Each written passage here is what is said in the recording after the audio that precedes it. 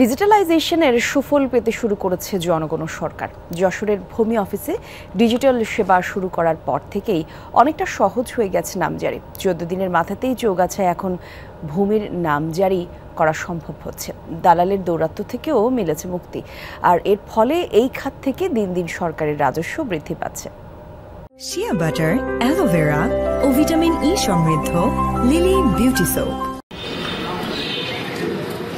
যশোরের চৌগাছা ভূমি অফিস কমাস আগেও এর চিত্র ছিল সম্পূর্ণ বিপরীত। আগে জমি ক্রয়ের পর নামজারির জন্য সাধারণ মানুষকে ভূমি অফিস চত্বরে ঘুরতে হতো দিনের পর দিন, মাসের পর মাস, আর এখন তা করা যাচ্ছে কেবল 2 সপ্তাহেই। কেবল চৌগাছা নয়, ডিজিটালাইজেশনের সুফল পেতে শুরু করেছে সব উপজেলার ভূমি অফিসই। ঘরে বা পাড়া মহল্লার কম্পিউটার দোকান থেকেই নামজারির আবেদন করতে পারছেন সাধারণ মানুষ। অন্যদিকে অনলাইনে সব কাজ হওয়ায় আবেদনের সাড়া পাওয়া যাচ্ছে দ্রুত। দালাল চক্র থেকেও মিলছে মুক্তি। 1 মিনিটের ভিতরে আমার কাজটা কমপ্লিট করে দিয়েছে। আমি আশা করিনি যে এত দ্রুত এত সুন্দর করে স্যার এই কাজটা আমার সমাধান করে দেবে। আমি খুব হ্যাপি এবং খুব খুশি।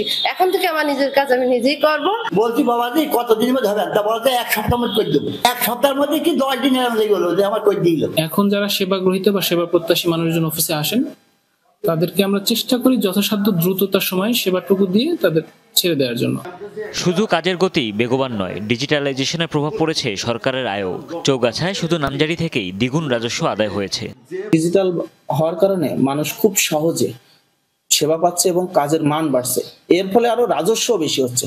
দেখেন, আমি আসার পরে আগে এখানে ভূমি উন্নয়ন কর ছিল মাত্র অনলাইনে 70,000 টাকা, আর এখন এই দীর্ঘ 1 বছর 7 মাসে 2,42,92,125 টাকা।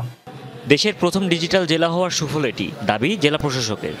ডিজিটাল বাংলাদেশের সুফল দেশবাসী পেতে শুরু করেছে, তারই একটি অংশ হিসাবে যে ভূমি ব্যবস্থাপনা, যে ম্যানেজমেন্টটাকে যে ডিজিটাল করা হয়েছে, তার সুফল কিন্তু যশোরবাসী পেতে শুরু করেছে। চলতি বছরে জেলায় প্রতি মাসে গড়ে 10,000 নামজারির আবেদন জমা পড়ছে, যা বিগত বছরগুলোর তুলনায় প্রায় 4 গুণ। হুমায়ুন রশিদ, যমুনা নিউজ।